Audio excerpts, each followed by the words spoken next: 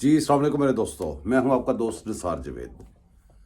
बात आज करेंगे बाबा रहमता, बाबा जैमता, बाबा डैम, नसूर, साकब नसूर, हत्ता के जितने भी बुरे नाम हो सकते हैं इस मुल्क दुश्मन चीफ जस्टिस के नाम, साबका चीफ जस्टिस के नाम लोगों ने किए हुए हैं। हत्ता के ऐसे ऐसे नाम इसके रखे हैं जो यहाँ पे बयान भी नहीं किए जा सकते।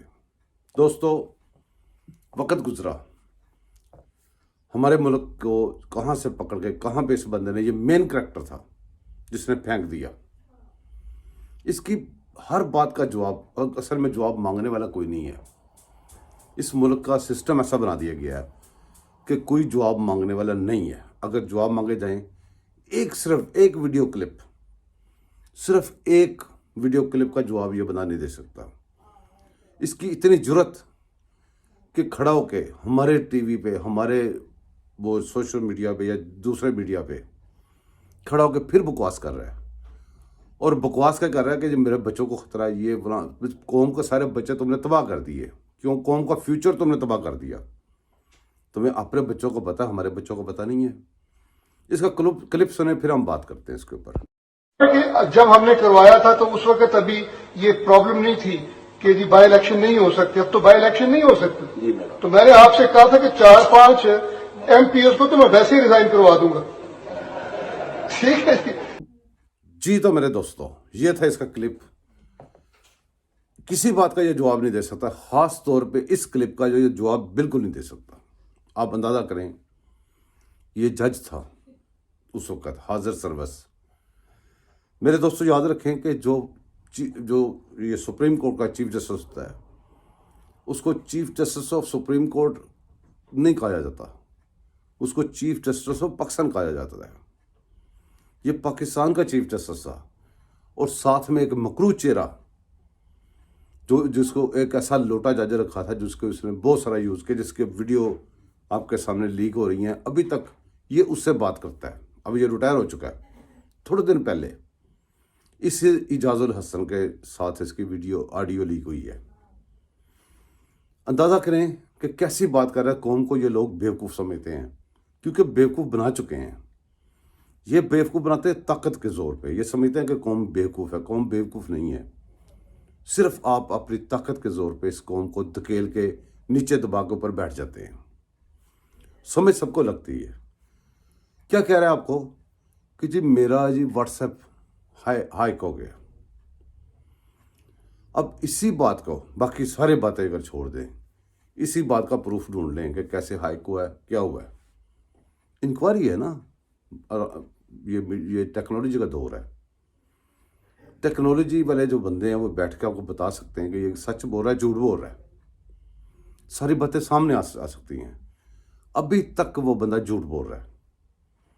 अभी तक वो सारा सिस्टम इसके साथ है। अभी तक वो सारे कादियानू जज इसके साथ है। क्यों?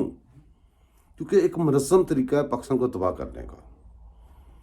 हम पाकिस्तान को इधर को खींच रहे हैं, ये उधर को खींच रहे हैं। आजकल बात यहाँ पहुंची हुई है कि या इमरान बचा लो या पाकिस्तान बचा लो। जब आप इमरान की बात करते थे, अकेला एक बंदा, वो शख्स नहीं है वो इमरान खान जिसको कहते हैं। कभी टांग हमारे वो मुल्क की शारक पे बैठ के रख के बैठ जाता है। किसी को इतनी जरूरत नहीं कि उसकी इंक्वायरी कर लें। कभी वो आता है, कभी कुछ गलियों बाजारों में किसी न किसी बहाने से रहता है। कहता है इलेक्शन करा दो, आप इलेक्शन करा के देख लो।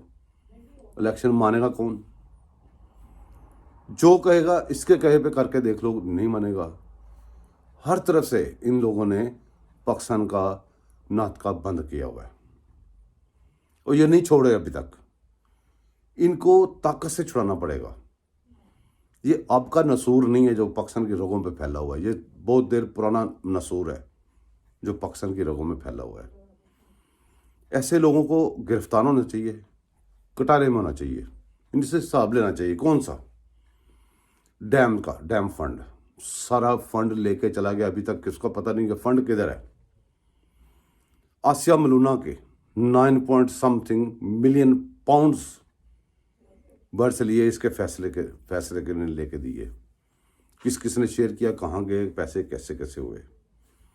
بہت سارے فیصلے اس نے لکھے جس کے پیسے لیے. وہ پیسے کدھر گئے؟ باہر سے بھی لیے, اندر سے بھی لیے.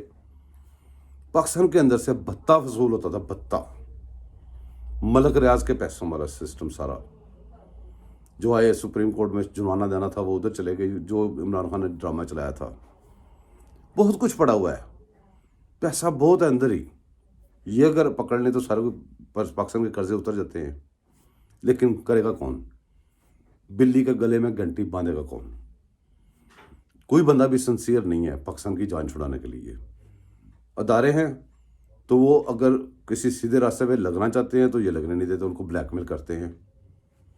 ججز ہیں تو جو ٹاپ پہ 3 4 5 بیٹھے ہوئے ہیں وہ اپنا کام چلائی جا رہے ہیں. کہاں پہ, کب تک, یہ کب رکے گا جا کے؟ میرے دوستوں, پاکستان کے لیے دعا کریں. میں بھی دعا کر رہا ہوں. سارے مل جل کے اس کے اوپر غور کریں اور دشمن کے جو عزائم ہیں ان کو کسی طریقے سے آواز اٹھائیں ان کے خلاف. دعا میں اجازت رکھیے گا. میرے چینل کو سبسکرائب کیجیے گا, شیئر کیجیے گا, سپورٹ کیجیے گا. ملتے ہیں انشاءاللہ تعالیٰ اگلے کسی اور ٹاپک کے ساتھ. اللہ حافظ.